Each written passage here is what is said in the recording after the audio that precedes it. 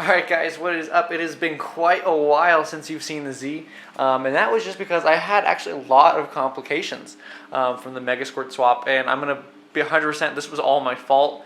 I went ahead and did a couple things wrong, and that led to a lot of troubleshooting and error down the road, but now we have everything figured out. So let me go ahead and run you through everything that I did wrong real quick, just so you don't make the same mistake as I did. And the first thing is actually the wiring of the main harness. You can't really see it right here. Obviously the main harness is right there. So there are actually two wiring diagrams that come with the Megasquirt that I got. And one of them was in like a read first instruction guide kind of thing. And then the other one is in like the 300-page actual Megasquirt manual. And the one you're going to want to use is the one in the 300-page Megasquirt manual. It is in section 3. And that one is going to wire the injectors and coils different than the one in the read first whatever, because that one is for an LS configuration.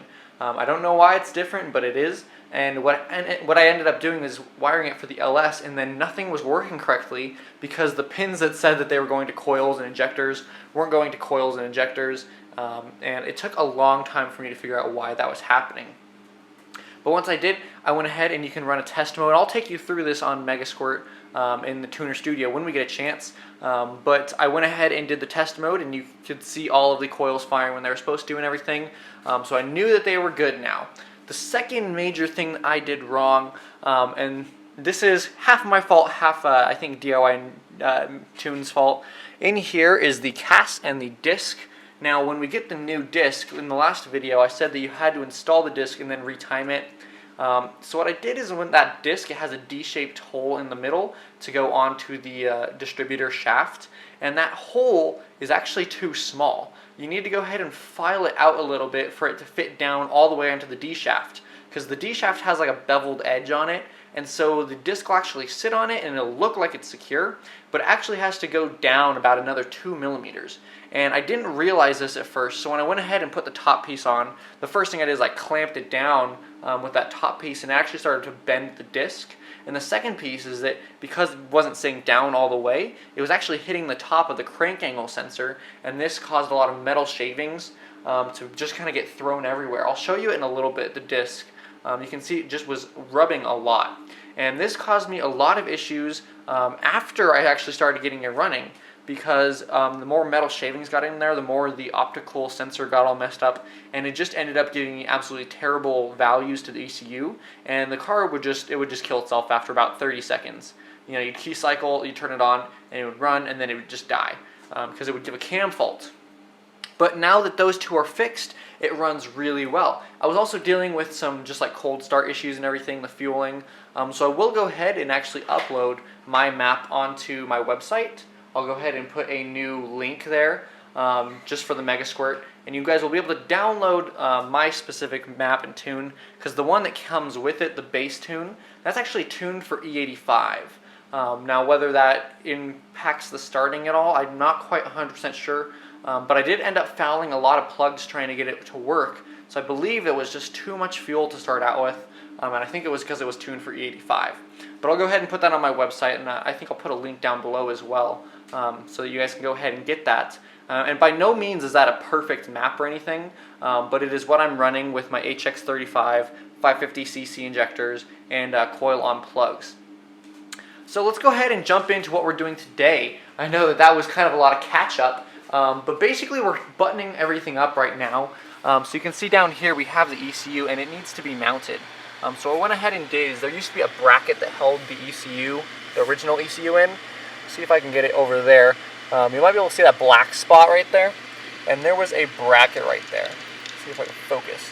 So you might be able to see two little holes in the firewall now, or in the side paneling, and basically I went ahead and drilled out a piece of it, and then I had to knock out the other piece because it was too hard to get to, and then there were two bolts holding in this junction right here.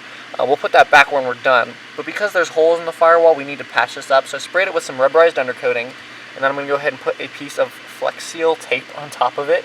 It's not the best solution in the world, and realistically you'd want to undo the fender and actually put something on the other side as well.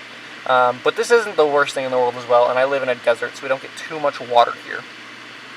But now that this is done, I'm letting it dry. That's what the fan here is for. And then I'm going to put the tape on, and then I can go ahead and get this ECU up over here.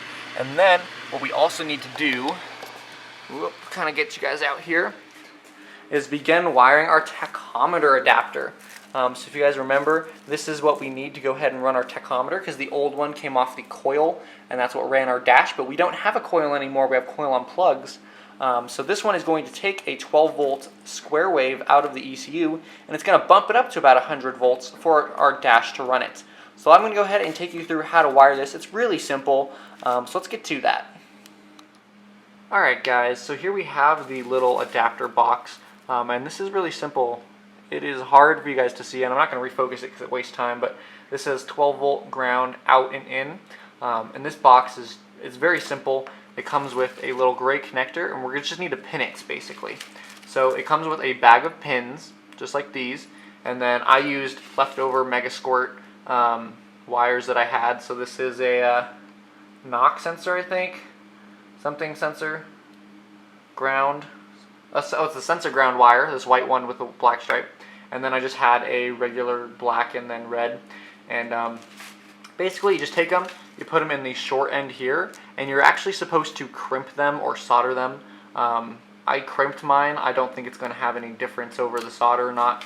And then once these are in, and all four of them, and so you can see I have 3 in right now. That's because one of them that comes out of the ECU, I haven't determined the length of that wire yet, so I haven't actually crimped it and pinned it.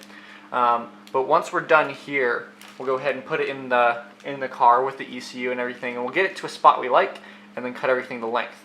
But then once you're done, you have this little green tab, and it just shoves in the face there and locks all the pins in place. Super duper simple. So basically what we're going to go ahead and do, oh, and here is a wiring diagram that comes with it if you're really interested, but it's pretty much the same thing. So now we're going to go ahead and let's go over here. So if you guys remember, this wire here that came out of this like body harness is the ECU power. We're going to go ahead and tap into that, and then this blue wire here is the tachometer. So that's going to go on the out pin. It's going to go into this dash now.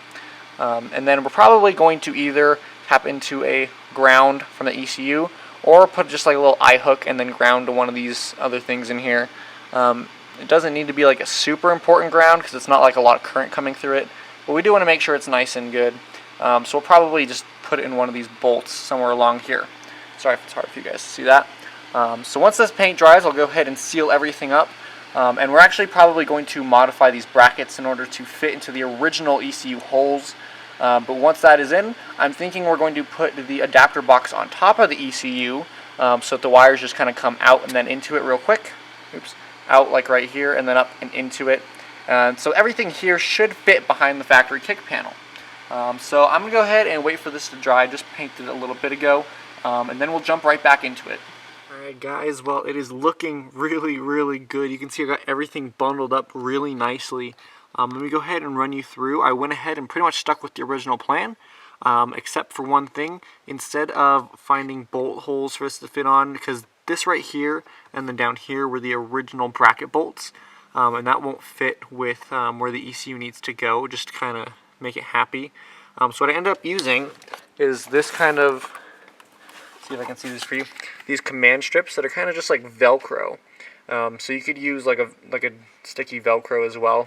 This is just what I had in my house, but these worked really well. You can kind of see one. There's one right there, and then there's one about right here on the other side.